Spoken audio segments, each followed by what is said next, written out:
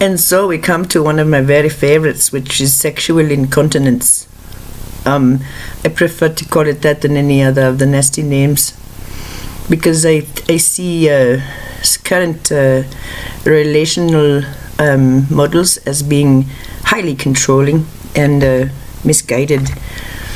And then there are the controls to make sure, in not uncertain terms, that people stay on the path and they do not wander away from the construct for fear of many, many bad things, like soul extinguishment, for instance, and a certain soul judgment that is black as night and offers a peculiar death that is not even available for the body because it involves others. Can you feel it? Can you begin to feel it? Oh, holy shit. So, sexual incontinence.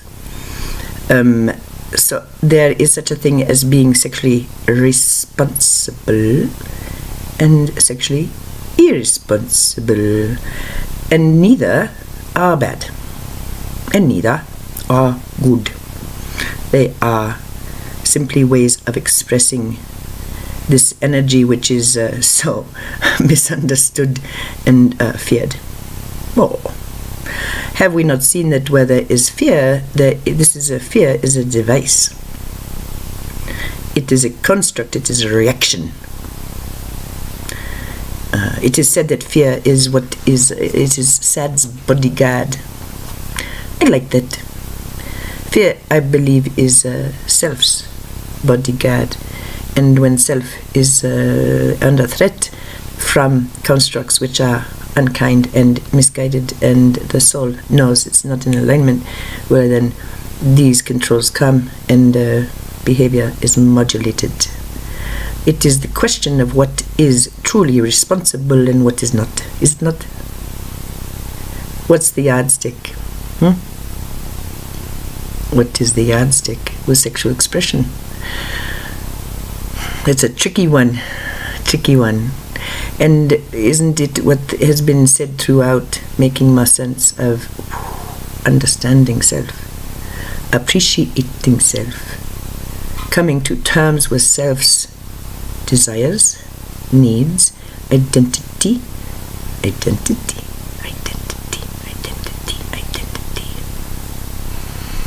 So sexual incontinence, these can be tracers for great profound sexual truths which lurk. The fellow who is married and quite happily, the wife doesn't know. And this sense of betrayal becomes profound when after what? Oh, I don't know, 10 year, 20 year, 30 year, 40 year, 50 year after death or destruction of a relationship, there is expression of their innate homosexuality. And if this bursts out while in this structure that is quite confining in a very good model for safety in home and well then God, watch out. Everything falls, especially in the old energy. This is the idea behind the new energy, is it is much more comprehensive. This idea of, oh well, I hate you because you choose not to express the way that you said you was going to, therefore the contract is broken. Well, sometimes that's true. I mean, it depends on how the energy is managed. Isn't incontinence kind of messy? Yes, we would suggest it is. Is incontinence quite very responsible? Well, we would suggest that the body that lets go at the mealtime or in the shower is not being entirely responsible with its removal of waste for the comfort and safety and health of others and self. So, big freaking deal. Get a towel and stop bitching and start cleaning up. So, Haven't you ever been incontinent? Haven't you ever let go in the middle of a dream where you think you're dreaming about the stream and how much you want to go pee, and then suddenly you wake up and you're in a puddle? Haven't you? Well, of course you have. And if you haven't, you will. It's so much fun when it's poop. Perhaps you've had that experience. Now, do you walk to the bathroom, you waddle to the bathroom, beating yourself up for having let go? No, hopefully not. Hopefully not. But was it incontinent? Yes, it was. So we want very much to do a longer meditation on polyamory and bisexuality, which in our opinion is how human beings are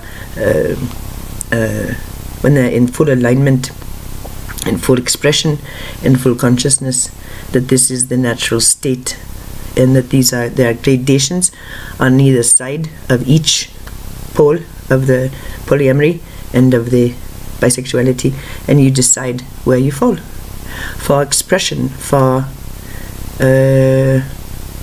creation of your experience. Okay, fine. Be completely heterosexual and completely monogamous. Please do that. Or be a flaming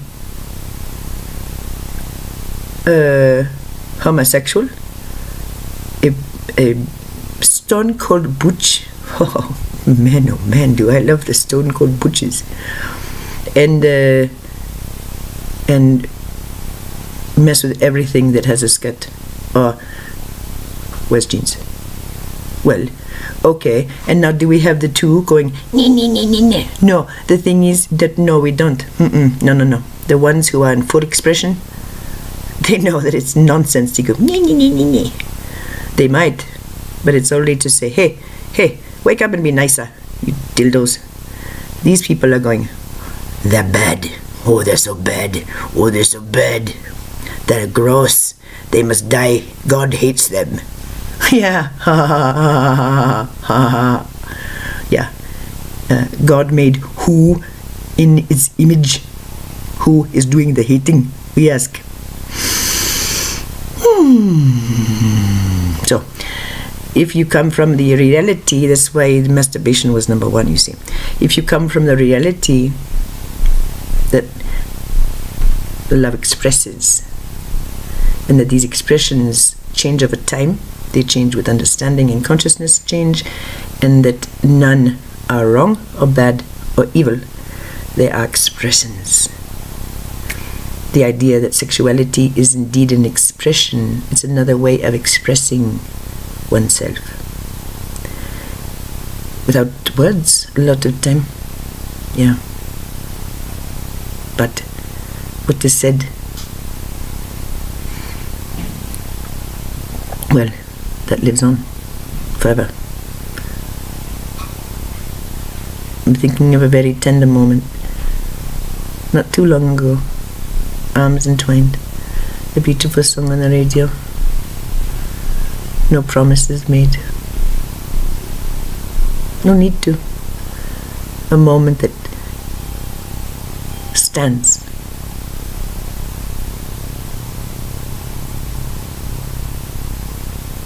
That greets us with tenderness and healing, with recognition, with quiet, gentle homecoming and celebration. Is that man now in my bed? Unfortunately not. No, unfortunately not.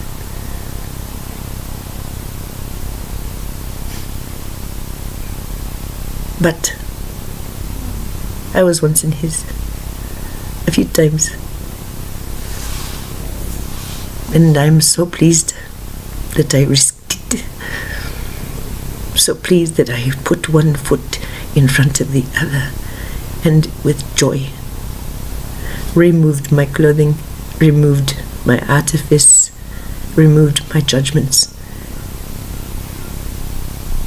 and was met and was touched.